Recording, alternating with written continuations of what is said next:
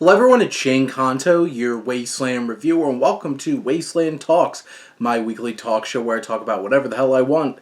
And this new segment is my favorite movies. It's simple. My guest is going to walk us through their top 10 favorite films, and joining me for this pilot episode of this segment is always my guinea pig with me for any time I want to try something out on here is my wife Jess. Jess, thank you so much. You're welcome. It's very much appreciated. Oh. That's what Zize appreciates about you. Oh. And here I was going to share a guinea pig fact. Go right ahead before Much like a guinea pig, I also can't be left alone for too long. Wow. I get the sad. Such deep insight here on Wasteland Talks, the best talk show on YouTube. None of these movies have anything to do with guinea pigs. So. Well, we'll get started. Jess, what's your number 10 favorite film? My number 10 favorite film is Song of the Sea. Very nice. What do you love about it? It's a lovely film. I've been to Ireland a couple times. The only foreign country I've been back to more than one time. Although I haven't been a whole lot of places. But I really enjoy it. I think the art style is beautiful. I think the story is very sweet. Mm-hmm. I feel like we don't see the single father a whole lot. But I also like the Irish folklore. I always really enjoyed that. And yeah, I love how it ties everything together. And I found myself spending a lot of time looking at the visuals. But I also like the songs in it are beautiful. Mm-hmm. There's a lot of different traditional Irish instruments. I just think it's a lovely film about kids. And also they're realistic kids. I mean, Ben's not... Ben could be a little He's shit. not a superhero. Yeah, he's kind of a shit ass for a lot of it. And also it showcases the effects that an emotionally unavailable father can have on you, because he quite clearly prefers one of his kids over the other in certain ways. Misses mom too much. Yeah, and I think that it is a good example of intergenerational trauma, and also that people do the wrong things for right reasons. Absolutely. It's a beautiful film. The Irish trilogy from Cartoon Saloon is something special to me too. Looking up at my lovely Blu-ray box set that I have of it. And Song of the Sea is probably the one that really stands out the most out of all of their films up to this point, and probably got the most recognition. Mm-hmm. And it is gorgeous. It is engaging. It really incorporates all kinds of wonderful Irish folklore and mythical creatures from Irish tradition. The music, everything really comes together. And it's a lovely little story of boy and sister and dog as they go on this winding adventure. And it has like really cool stories to tell in it as well. So...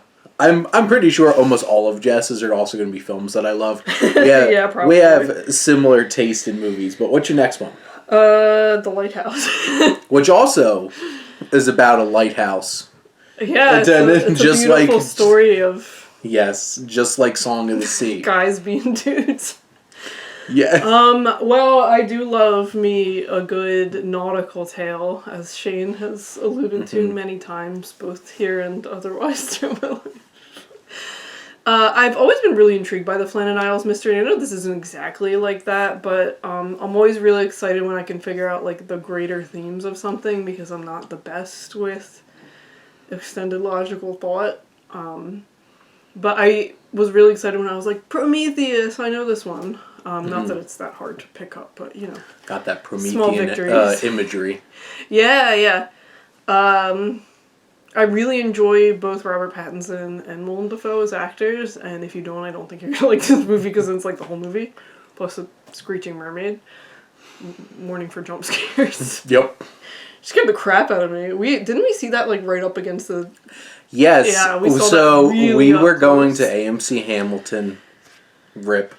Rest in peace, AMC Hamilton. And it was a Friday night, and they had a showing opening weekend, which was kind of surprising. And it's just like, you know what? It's Friday night. How busy can a movie like The Lighthouse be? Oh my god. It was. There was nothing left except for the front row when we pulled up. It was like all the way over to one side. We were like... Yeah. Well, no, for this one, we were dead in the center. For Hateful Eight, we're off to the corner. Boy. Which at least you could scan. This is just like... No, it was like counting Willem Dafoe's nose hairs. Yeah, you're looking up at him just screaming and just... Yeah. Why'd you spill your beans, Tommy? I also find that I love a good descent into madness. Both of them. I'm finding a lot of those on this list as I'm looking at it. You get a dual descent into madness on this one. Oh, boy, do we. Oh, and I'm not surprised that you really love a Robert Eggers film because, like, if anybody loves weird history as much as my wife, it is filmmaker / weird historian Robert Eggers that knows all kinds of old... Yeah, I had already known, like, the slang and stuff, like the wiki, I knew what that was right away, and I knew about his, like, New Englander, old school New Englander accent and stuff, and a lot of Mariners had that, like, I had already had that very bit. And, you know, Jess loves The Decemberists, I love Iron Maiden, songs about sea people and mariners and all kinds of fun stuff. Song. And the Rime of the Ancient Mariner from Iron Maiden. That's right. So there you go. I do enjoy that one. There's no albatross in this, but there was masturbation. For sure. And farting. Oh my god. Bodily fluids amass in this film. Robert Eggers, just the cinematography, the sound design, the sea shanties, just everything. The awesome mix of, like, old school, like, fisherman lore along with the Greek mythology that they incorporate in. Tentacle porn, the lighthouse. There's just so many just evocative images in this film. All the way up to, like, the final shot. You never kill a seabird. Bad luck to kill a seabird. And also probably... Yeah, what an interesting tale. I know Paige doesn't love it. Yes, our friend Paige hates The Lighthouse. She, like, convinced herself that they did in fact kiss at some point. So minor spoilers, they don't kiss. It doesn't get that place. They just try to murder each other. Yeah. That's why she convinced herself they like normal men. Like, two heterosexual men will try to murder each other before they just give each other a kiss. So there you go. What's number 8? Unforgiven. Very nice. We talked about this a lot yesterday. Well, it was a different video, so you could go check out the episode before this, which was My Life in Film, where it went year by year through my life, and this was the second year of my life, 1992. But why do you love Unforgiven? I love it because I think it's the best example of a Western I could think of, even though it's not my favorite movie, which may be a Western link. Small spoilers for, like, 10 minutes from now. But, again, I love a good descent into anything, really, honestly. And this is a descent way back into old habits. Yep. I also love the ambiguous ending. I'm a big fan of an ambiguous ending. I really enjoy those, and the fact that it's like, allegedly he went to California with his kids. I also like that the town itself, it's not, like, super diverse, so not super realistic to how Old West towns were, but it's more than we typically see in a lot of Westerns. So I enjoy that. And I enjoy the fact that, like, he's struggling most of this movie. Like, he is just old and out of wind, and can't get on his horse right. Gets sick. Probably gets, pneumonia. He has, like, pneumonia from just being in the elements, and the fact that, like, his livestock is not dying from a fever is probably pretty realistic, too. Yeah, so that's why I love Unforgiven. I enjoy it, and I love that it doesn't really glorify violence, but at the same time, some of those lines are just, like, so good. Oh, the writing in this is impeccable. The dialogue is so good. The revisionist Western dismantling of the mythos. Yeah, because they have the author in there. Which is so interesting, being done by Clint Eastwood, who directed this, who starred in this, who produced this. Clint Eastwood won an Oscar for both directing this, and then also won because he produced the film, and this won Best Picture. He didn't get it for his performance, which is incredible. I know, he really plays that off. I mean, he's mean, he's scary. He goes from being like a goof wrestling around with some sick pigs with his kids. At the beginning, and then you see the real Will Money by the end of the film, and it's like the Hulk coming out. It's like you just see Bruce Banner the whole entire movie, and then you see the real him at the end, and that shootout is visceral, it is raw, it's clumsy. Well, it's what he had to do to... Exactly. That's what he had to do, and I love the author, too, in the background, where he's like, why didn't you, take out the best shot first? And he was like, I just started shooting, or something like that. It's like, this is a gunfight. It's not like you're sniping people. Mm-hmm. Misfire. Gene Hackman won an Oscar for this. He's great in it. Morgan Freeman's great in it. Richard Harris is great in it. The whole cast is fantastic. Just gorgeous. This isn't like a bright... kind of like, it's not spaghetti western. This is much grittier kind of. A lot of it's in green. And that combination of like, Clint Eastwood had two big influences as a filmmaker was Sergio Leone and Don Siegel, who made the original. Oh, what the hell is that? About the Civil War soldier who winds up being in a mansion with a bunch of young women. The Beguiled? He did the original Beguiled, and he did Dirty Harry. There's a much grittier, darker tone to thing, and this is what this film is. This is a dark, gritty Western, and this is the end of what Westerns were as a major fixture in cinema. Now it's occasionally we'll get a Western, but like this was the end, and this was Clint Eastwood's last traditional Western because he's only done like the Mule's is it the Mule Western? It's El Camacho is his that last neo Western that he did. But yep, Clint Eastwood killed it. Absolutely. Love that. What's number 7? Number 7 is Aliens. Aliens. So James Cameron's sequel to the original Alien. And what do you love Aliens so much? I actually need to switch this out on the list. It's supposed to be Aliens. What do I love about it? I think it's a perfect atmospheric horror. I only like it marginally more than The Thing, which I think is another perfect atmospheric horror. But it's got everything you want in a horror, really. And I was deeply traumatized by the ride. Alien Extraterrestrial Encounter, I believe, was the name in Disney World. And for years, I did not see this movie. I was like a fully grown person by the time I finally... I remember this section of the Great Movie Ride where you got to go through the set of Alien, which was really cool. But yeah, that got replaced by Stitch, right? Yeah, it was like in him farting on you. Yeah, it was in like a tube, like the alien was, and then it escapes and it like whips your ankles and stuff. You're in a cylindrical chamber. My mom had no idea. I covered my eyes most of the time when it whipped me. I thought my soul left my body. Like I was maybe 7 or 8 on that ride, and even on the Stitch one, I was having like flashbacks. Not for kids. And there's these hot dog burping in my face. But no, this is one of the greatest examples of how you do a sequel. Bigger, better, arguably better. That's the thing. Both of them, it depends on what you like. Alien and Aliens are both equally masterpieces of what they're trying to do, but James Cameron's approach is there's horror, but there's also tons of action. Yeah. And this is like a war film in space, the battle between humanity and the xenomorphs, and the cast. Sigourney Weaver got nominated for Best Actress as she should for Aliens, which is incredible because that's unheard of. It always makes me think of that one review I saw from a critic who said, "I'm so mad I won't be able to top my wife's review of this," and wasn't it a bunch of men don't listen to one smart woman and die because of it? It's true.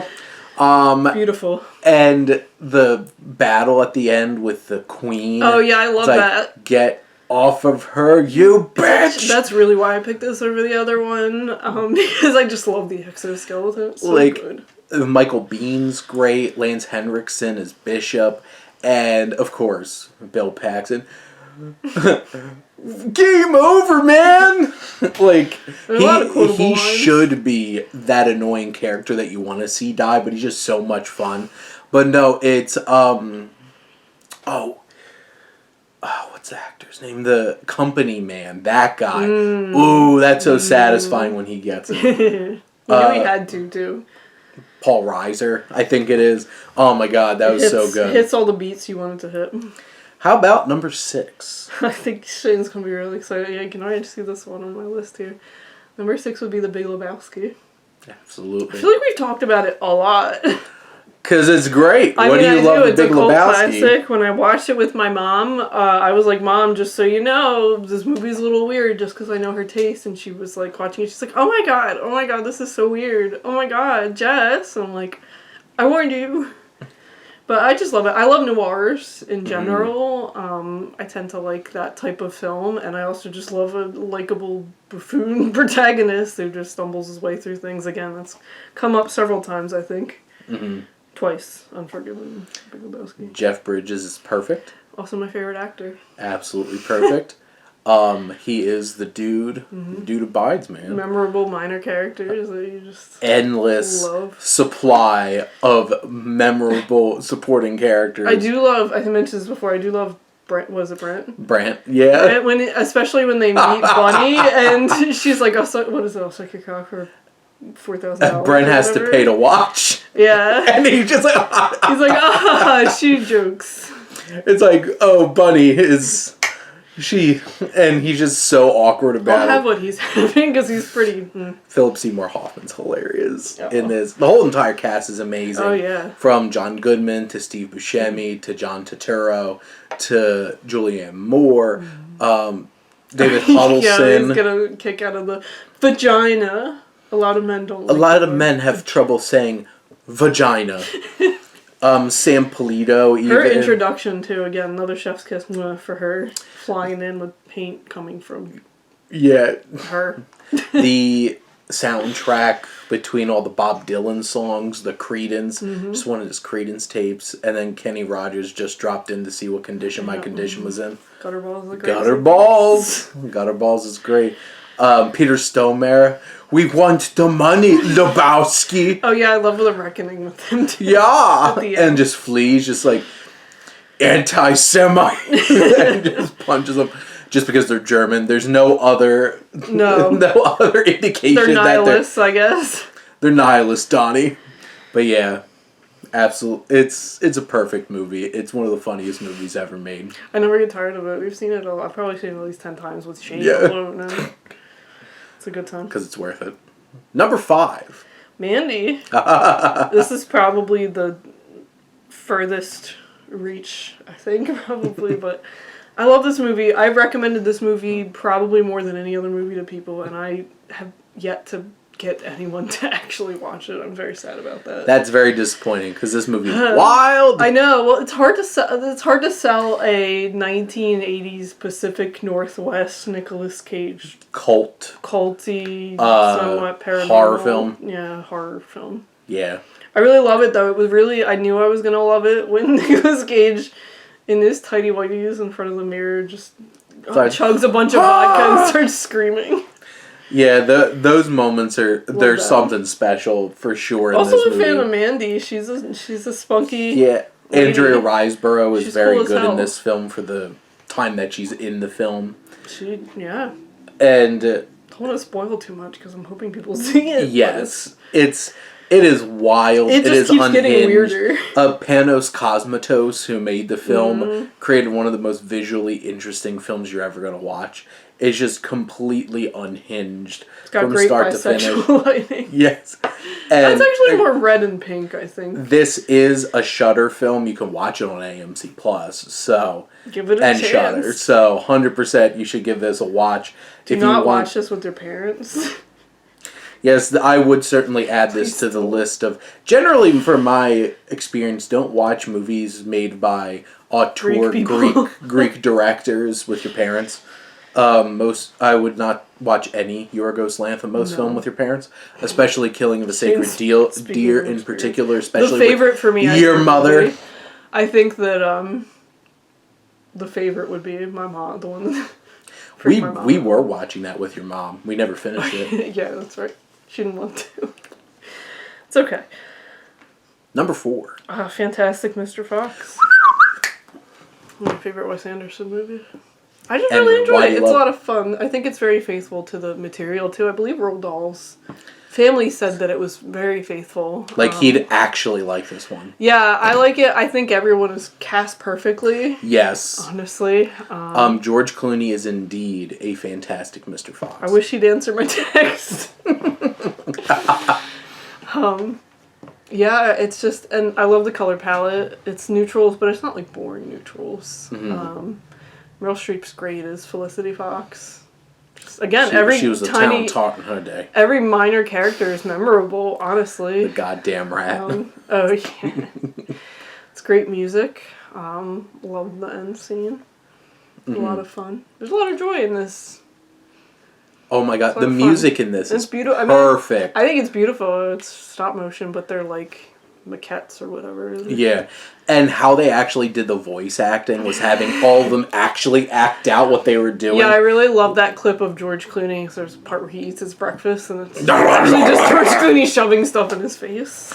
And him and Bill Murray at each other around the table was hilarious. Absolutely hilarious. But no, the cast is perfect. And you, like, Bill Murray as Badger, because he had to be here. Jason Schwartzman as Ash. He's great as a just petulant child. It's just like, why do you have that sock on your head? That's not a real bandit hat. Where's my bandit hat? And Eric Chase Anderson, I think, is Wes Anderson's brother, plays Christopherson. Christopherson! Even Christopherson, like... Excuse me? And then Wally Waligorski, who plays Kylie. I do love Kylie.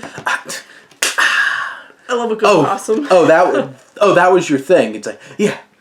It's like, I can't tell if you're actually paying attention to me or not. And then, of course, the late great Michael Gambon as Bean. We missed the fox, but we got the tail.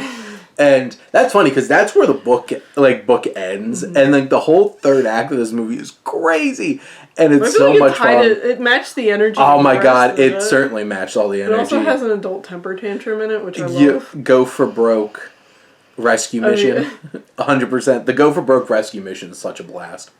Number 3. Oh brother, where art thou? I was just looking to see if there were any like actors in common, but I think it's like 2 George Clooney, 2 Jeff Bridges. Yeah, that's. I guess it's kind of all over the road. Yes. Anyway, Oh Brother, Where Art Thou? I love this movie. I don't know why. I think I love period pieces, so that fits in there. That Depression era South. Yeah, there's Easter eggs in it too, if you happen to know and you're geeky like me. This is one of the coolest adaptations of Greek mythology you're ever going to find. This adaptation of the Odyssey is so interesting and so unique. John Goodman's Big Dan Teague as the Cyclops. Again, memorable side characters. Even the guy from the general store is memorable, where he's just like, I can order you some, but it'll be 2 weeks. It'll be 2 weeks. Like, also, well, ain't this a geographical oddity? 2 weeks from everywhere. I also love the, you mind your manners, young man. This is a family establishment. It's like, you're banned from the Woolworths. And just like... I don't know, is it just this Woolworths? Or is it every Woolworths? Which I really do think that Tim Blake Nelson is the real MVP of this movie. Because he's so great. And he's so on point and fits so perfectly into this story. Even like the subplot with Papio Daniels and Homer Stokes. That's always a good time. Oh, my constituents. And just, they're going to be my brain trust. Aren't you, boys? But even the little stuff like, these boys is misogyny. I had to look up that word. I was like, what is that word? No. They run them out on a rail. Like, how often do you see those old-timey punishments? George Nelson! Yeah, and there's that contrast between the past and the future with the hydroelectric dam coming and everything. Yep.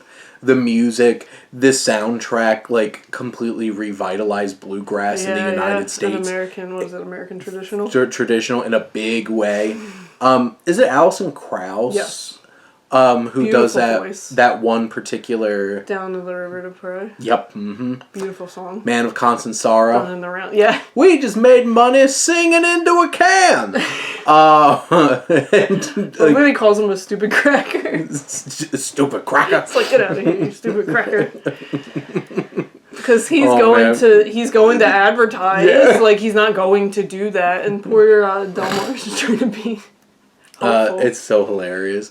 From start to finish, and it's definitely one of the most creative of the Coen Brothers movies, and the whole fact that Roger Deakins changed the color palette in post. He desaturated it. That was the first time somebody completely digitally changed the whole color palette of a film from start to finish, which is really cool. Number 2. I think I had it from right. Casey Kasem. I do miss that. Number 2 is Spirited Away. Studio Ghibli. It's just a beautiful film. It's hard. There are a lot of Studio Ghibli films that I love, but I think this was the first one that really got me. I think it's the first one I saw in the theater, so it's really the first one that just like took my breath away, and it instills in me, at least for the length of the film, a childlike sense of wonder. Like it just brings me back to being there. And when I was younger, I was fortunate enough to visit Japan, and it reminds me a lot of that, especially the festival type of scene where, you know, our parents get turned to pigs and all that. Piggies. She gets spirited away. It just reminds me of being at a street festival, and I just love that atmosphere, and, you know, No Face, an icon. Yep. Haku, also great. I wish I could go back to before I knew the ending, too, just because, like, that reveal is so cool, but... It's just gorgeous. This is one of the greatest fantasy films ever created. It was the second film to win Best Animated Feature at the Academy Awards after Shrek. Well, it also... There's not a lot of exposition, which is great. No. Like, I love that. I love the creatures. I love a good fantasy world where it's not like, let me talk at you about the setup for this. I'm looking at you, Wheel of Time. Like, it just... It is what it is. Like, and there's just so many points that... It's just gorgeous, like when they take the train and it's halfway floated on the tracks. It's just so beautiful. I love when she cleans up the river spirit and there's all that muck. It's kind of gross. The food in Ghibli films is just chef's kiss. So beautiful. So gorgeous. It makes my mouth water every time. I'm just like, Good thing we just ate. I know. I wish we had a good Japanese restaurant around here. But we're doing Chinatown. Number 1. What's your number 1, Jess? Number 1 would be True Grit. Not that John Wayne one. No, the 2010 one. This is probably the thing that people get wrong most about me in Two Truths and a Lie. I always put it in there. 30% of Jess's top 10 were Coen Brothers films. Yeah, there's a pattern. There you go. There you go. I just really love this film. It's beautiful. It's sweeping. It doesn't pull punches. Honestly, I mean, I think of that part in the cabin where they kill those guys and he's like, you know, tell me where he is and I'll give you, you know, proper burial or whatever, and then he doesn't, and Maddie's questioning him about that and he says he shouldn't have gotten himself killed in winter. That's realistic. Like, they would just put bodies in an ice house or just out in the open to freeze until the ground had thawed enough. Yeah. Like, I just think it's gorgeous. Fort Smith, the historical Fort Smith is just... From the fact that the train track ends, like, I feel like that's kind of a foreign concept. I don't know if it was before the Transcontinental Railroad, but anyway, that was 1869. I learned about that in the Muppet Babies. I learned about that when I was on one of my hyperfixations about trains. But yeah, it's a beautiful film. I love that Maddie is out of her element and suffers some of the consequences from that. Like, she's plucky and she's brave and she's ambitious, but she also has no idea what she's doing. Like, that part where they go to sleep in the beginning and she, like, puts the thing around. She's like, oh, I know it's for snakes. And he's like, the snake should be asleep this time of year. Wink. And just everything's dirty. I love that. Chekhov's snake. Yeah. I love that, like, Chaney is quite clearly not all there, and he's gross. Like, you don't want to root for him. That shot where you first see Josh Brolin for the first time. Oh, he's got the mark on his cheek. It is a very faithful adaptation of the book, which I also love. It's a short novella, you guys. It's so good. This film is impeccable from start to finish. Like, this... The music is great. It's American traditional. This unfortunately hit that buzzsaw of... Well, I guess the buzzsaw of the Weinsteins because of King's Speech. Won Best Picture that year, which everyone was like, Social Network should have won Best Picture, and it's just like, excuse me, True Grit should have won Best Picture. I saw this in theaters, and I'm glad that was my first impression of it, because the scenery just needed, and again, memorable minor characters, such as even the guy that runs the store where Rooster's staying. Yeah, yeah, that guy. We got Ned Pepper's played by Barry Pepper. It was meant to be. Yep, 100%. Well, even those moments, like, you know, when he's like, "Fill your hands, you son of a bitch." It's like, he shows that's up. a bunch of big talk for a one-eyed fat man. Even when he's like, "I'm shot," they're like, he's bleeding everywhere. It's gross, and people aren't like instantly killed necessarily in this either, which is probably really Matt Damon he's like bleeding everywhere. It's gross. Matt Damon's such a better LaBeef than Glenn Campbell. He's gross too, on purpose. Where he's like, if you has his cowlick. It's like, if you were a little prettier, I would think to steal a kiss from you. It's just like, it's so nasty. It's like, gross out, dude. She's so like gross. 13. Yeah, 13 or 14. Disgusting. Yeah, he's gross. And then he bites his tongue off. Oh, God. Oh, God. And Rooster goes in there and he's like, feeling around. Minor. Even when they cut that guy down from the tree, that's brutal, too. Because it's like, oh, here we are. Oh, and the greatest minor character in the history of cinema, the bearskin guy. Yeah, I love that guy. I do got my bearskin. I love the small talk they try to make, and he's just like a mountain man. It's like, whatever. Oh, I also You're not LaBeef. Because he's got the body they cut down. Yeah. I sold his teeth to some old Indian. Yep. Sell them to you for, $10 or whatever. It's just so period accurate. It's so gorgeously shot by Deakins, because it's Roger Deakins. Just all the period trappings are perfect. The cast is perfect. Well, it's wild, too. The dialogue is going great. To Native American territory. That was not under the U.S. jurisdiction. Like, get yourself it was wild. You get yourself a marshal. Yeah. Was your gun loaded? What good's a gun if it ain't loaded? I love that courtroom scene. He's such a sass bucket. Where he's like, I always go backwards when I'm backing up. So perfect. But yeah, that is Jess's top 10 favorite films. And I know I've enjoyed watching a lot of these films together in our time together. We've seen a lot of movies. Yes, we have seen a lot of films together, and a lot of these we have certainly I'm pretty sure we've watched every single one of these together, at least once or twice. The only one I'm not sure of is... we've watched Aliens together. Yeah, we have. Okay, so then, we have. That was one of our movie marathons last year. Oh, yeah. For a blockbuster movie marathon. That's why it wasn't on ballot this time. Correct.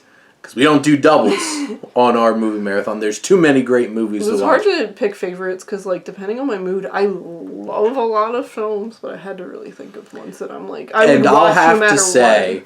These are all films I am not surprised in the slightest that Jess put on her top 10 and certainly really captured Jess's exquisite taste in movies. Oh, yeah. It made me feel so good when you were like, that's a nice cinephiles list there. Which, also, Jess is a lot harder to please when it comes to movies than me. I'm weird. I admit that I'm weird with my tastes. Like, the things you think, and, I acknowledge that I should like this, I just don't. And then the stuff that's completely out of... Like, the VHS, I'm looking at your other movies. Like, I love those series. It's schlock. I love it. I love schlock, but then... Oh, the VHS. Yeah, they're fun. They're a good Which also, at some point, Hundreds of Beavers will probably be in Jess's top 10. Hundreds of Beavers. That's what I mean. When I said yesterday I got a beaver picture to recommend.